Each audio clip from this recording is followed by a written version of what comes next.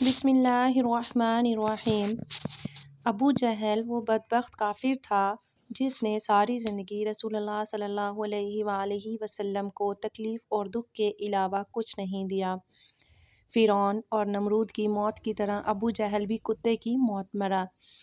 حضرت عبد الرحمن بن عوف رضی اللہ تعالیٰ عنہ سے مروی ہے کہ جب جنگ بدر کا میدان لگا ہوا تھا کہ معاذ اور معوذ رضی اللہ تعالیٰ عنہ میرے پاس آئے۔ انہوں نے مجھ سے دریافت کیا کہ چچا جان، ان لوگوں میں سے ابو جہل کون ہے؟ میں نے ہاتھ کا اشارہ کرتے ہوئے ان کو بتایا کہ وہ ابو جہل ہے۔ انہوں نے کہا کہ چچا جان، اس ظالم نے ہمارے نبی صلی اللہ علیہ وآلہ وسلم کو بہت ہی دکھ اور تکالیف پہنچائی ہیں، اس لیے ہم ابو جہل کو نہیں چھوڑیں گے۔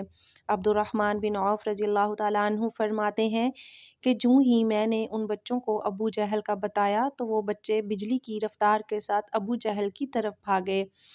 انہوں نے ابو جہل پر ایک زوردار ضرب لگائی۔ ان کی پہلی ہی ضرب سے ابو جہل اونٹ سے نیچے گر گیا۔ پھر انہوں نے ابو جہل کا پاؤں پر تلوار کا وار کر کے اس کا پاؤں ہی ٹانگ سے الگ کر دیا۔ حضرت معاذ رضی اللہ تعالیٰ عنہ بیان کرتے ہیں کہ یہ سب کچھ ابو جہل کا بیٹا اکرمہ دیکھ رہا تھا۔ اکرمہ نے وار کر کے میرے بازو کو کاٹ دیا۔ میرا بازو کندھے سے لٹک رہا تھا، پھر میں لٹکتے ہوئے بازو کے ساتھ بھی بڑی تیزی کے ساتھ لڑ رہا تھا۔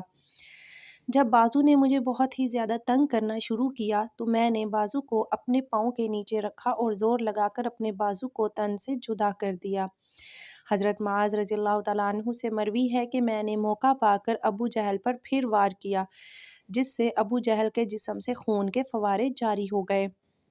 ابو جہل کو موت کے گھاٹ اتار کر یہ دونوں بچے رسول اللہ صلی اللہ علیہ وآلہ وسلم کے پاس جا کر عرض کرنے لگے، یا رسول اللہ صلی اللہ علیہ وآلہ وسلم، ہم ظالم ابو جہل کو قتل کر آئے ہیں۔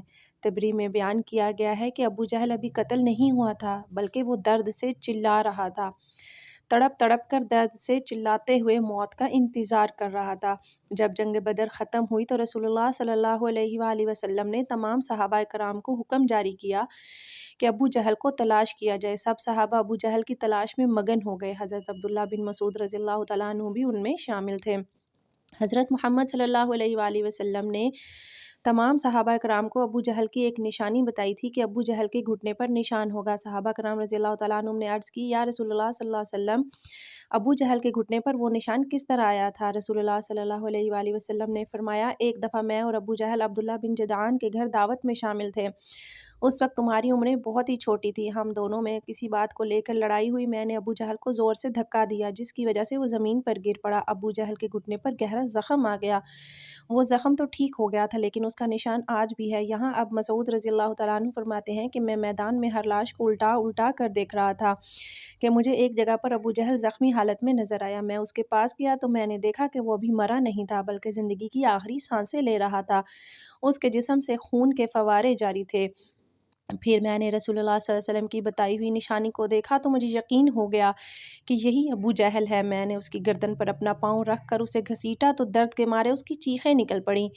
میں نے ابو جہل سے مخاطب ہو کر کہا کہ اے خدا کے دشمن، اللہ تبارک و تعالیٰ نے تجھے ذلیل و خوار کر کے رکھ دیا۔ ابو جہل مجھ سے کہنے لگا کہ اس میں ذلت والی کیا بات ہے؟ میں تو اس آدمی سے بدلہ لینے کے لیے یہاں آیا تھا جس شخص کو تم لوگوں نے قتل کر دیا ہے۔ اس نے مجھ سے دریافت کیا کہ بتاؤ اس جنگ میں فتح کس کی ہوئی؟ میں نے کہا کہ اس جنگ میں فتح اللہ تعالیٰ کے سچے رسول صلی اللہ علیہ وآلہ وسلم کی ہوئی ہے۔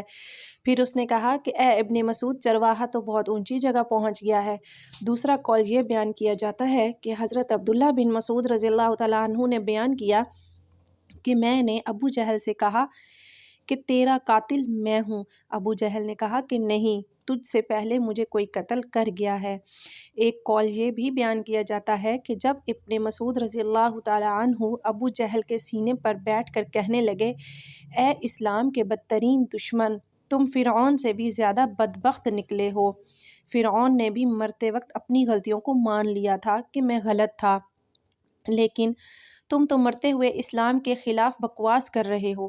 یہ سن کر ابو جہل نے جواب دیا کہ اپنے آقا محمد صلی اللہ علیہ وآلہ وسلم کو جا کر میرا یہ پیغام دے دینا کہ ابو جہل تو اس دنیا سے چلا گیا ہے، لیکن وہ پیغام دے گیا ہے کہ حضرت محمد صلی اللہ علیہ وآلہ وسلم کا سب سے بڑا دشمن ہوں۔ ابو جہل کی زبان سے یہ سن کر میں نے ابو جہل کی تلوار پکڑی اور اسی سے ابو جہل کے جسم سے اس کا سر جدا کر کے رکھ دیا۔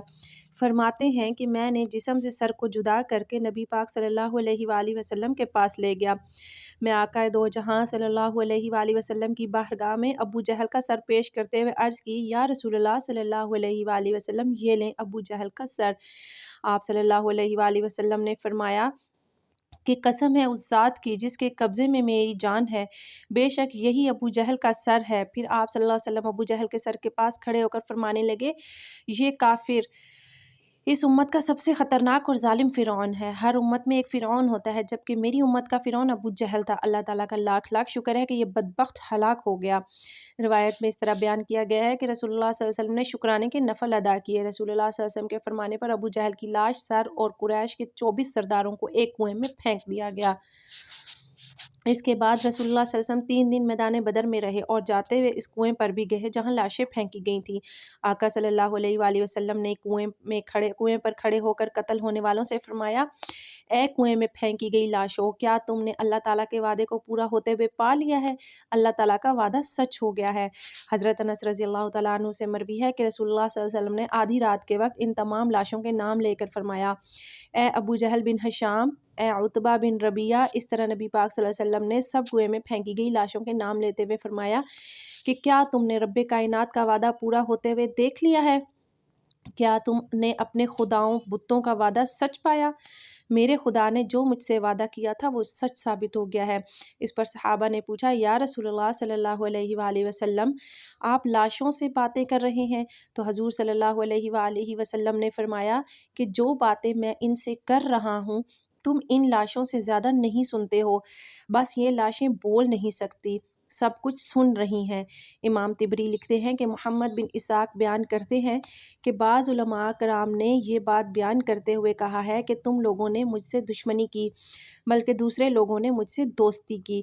تم نے مجھ کو میرے ہی شہر سے نکال دیا، دوسرے لوگوں نے مجھ کو اپنے شہر میں پناہ دی۔